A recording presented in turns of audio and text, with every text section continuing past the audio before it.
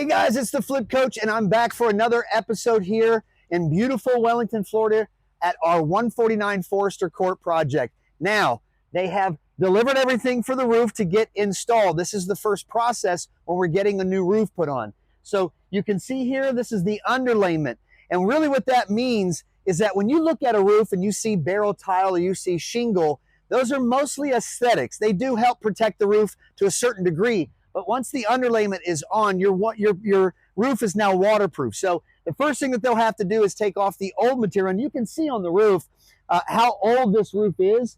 You can kind of see some dips in it, the discoloration. Those are the signs that we look for when we're evaluating a property to do a rehab on. So they'll be removing all of the old material, checking the wood underneath, making sure all of that is still good to go. They'll put the underlayment.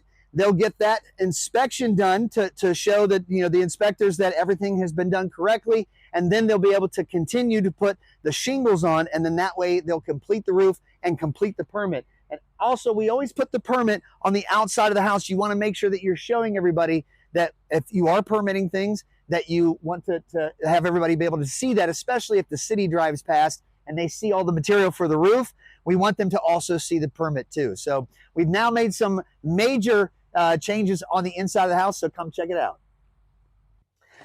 So this is what I call a demoed kitchen. So right now, after the demo, we always want to make sure we get our measurements because we're planning out the kitchen right now of what we're going to do.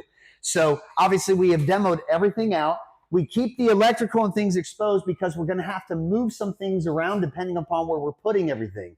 We're discussing putting the location of the stove and the hood right here. Which the good thing is that we already have ventilation from the microwave on this side, and we'll just continue that over to here as well. The recessed lighting here is actually in a good position. We can pretty much keep that. The plumbing is already where the window is, and that's pretty much where you always want to put your kitchen sink. So we're going to keep the kitchen sink there, and then we're going to actually put the refrigerator on this side. We'll have to move some of this electrical, but we'll put the refrigerator here. So that way we can just create a nice big island right here and just have a really open kitchen.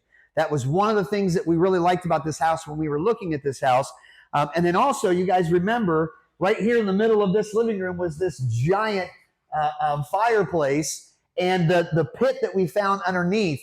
So this was like a sunken living room where you'd have your fireplace. So obviously we have to fill this in.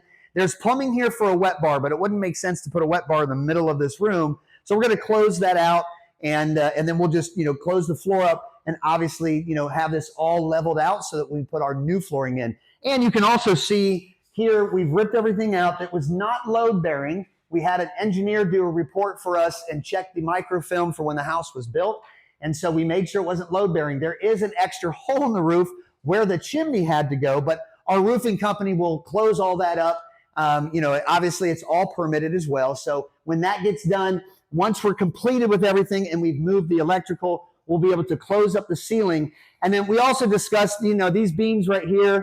These are probably cool back in the 70s, but we're going to want to remove those because it's going to be too hard to try to match the colors of everything else. And it's kind of old style. Plus, we have to remove all this popcorn ceiling anyway, so we might as well just rip it down. We'll remove the fans. That's not really the style today. We're going to want to put in recessed lighting, make that a little bit nicer as well. So let's go check out the master bathroom and see the demo in there and give you the idea of what the plan is.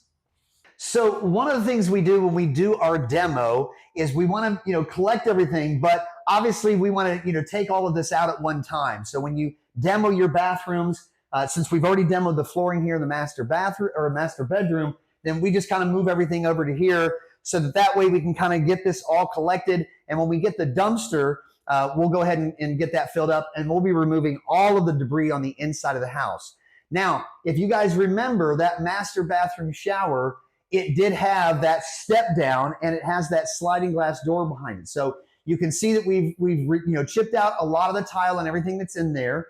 And what we're going to be doing is floating that floor. As long as the measurement to the ceiling is good, we're going to float that floor and just have a regular shower. And we're going to close that sliding glass door up. We don't need a sliding glass door in our shower. It doesn't make sense. It leads out to the little porch area that you saw in the last episode. So once we close that up, we'll put a really nice shower in there. Of course, we'll have the dual vanity that we'll put in. We'll finish off the master bedroom closet. We might even build that out to California. and the master suite will be done. So let's take a look at the guest bath and see what we've done in there. So you remember before we had like this weird kind of like brick thing that went over. Again, it might have been cool in the 70s, but it's not cool now. So we've ripped all of that out. We will probably decide to keep a tub here. Usually you have a shower in one bathroom and a tub in the other in case they have kids. So we'll keep that here. There is a lot of space here for that dual vanity. So we'll be replacing this with another dual vanity. So, you know, if this is going to be the kids' bathroom and it's a mom, dad with, you know, brother and sister, 2 kids, this bathroom would be perfect for that. So again, we just have to clear out all of this debris.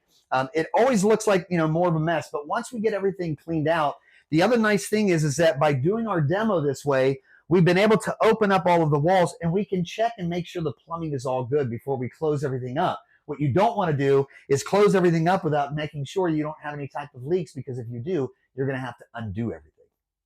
So that's everything that we've done so far. What we're waiting for now also is the permits for the windows. We're also waiting for the windows to arrive. They've been ordered, and when they get here, same thing as the roofing. They'll bring all the material here. They'll do the first inspections once they install the windows, and then once the inspections are passed, we'll go ahead and close the windows up. And we're going to be doing some things like, if you remember on that back porch that we have by the pool, we're going to be knocking out all of those windows because we're going to be opening up that patio. So that's not only going to do 2 things for us. It's not only going to make it a much nicer pool deck area, but also it's going to save us some money, because that way we don't have to replace all of those sliding glass doors that are in that back pool area. So make sure you guys keep tuning in. At the next episode, you're going to see a lot more progress with the roof being done and see some progress that we got inside. So hope you guys are working on your own fix and flip projects. And from this time to the next episode, happy investing.